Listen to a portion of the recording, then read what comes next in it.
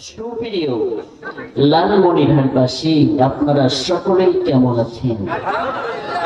আলহামদুলিল্লাহ। আমাদের সুস্থ রাখার মালিককে, এই বিস্তৃত জমিনের মালিককে, ওই বিশাল আসমানের মালিককে, ওই বিশাল সূর্যের মালিককে, ওই বিশাল তারকারাজের মালিককে, ওই বিশাল লৌহে মাহফুজের মালিককে, আপনাকে আমাকে সুস্থতা দান করে এইখানে বসার তৌফিক একজন দিয়েছেন। তিনি কে?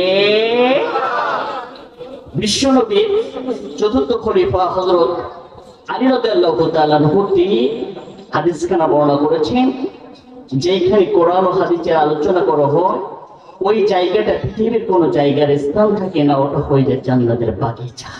সুবহানাল্লাহ বলে। আমরা কোথায় বসে আছি? আমরা সকলেই কোথায় যেতে চাই? জান্নাতে।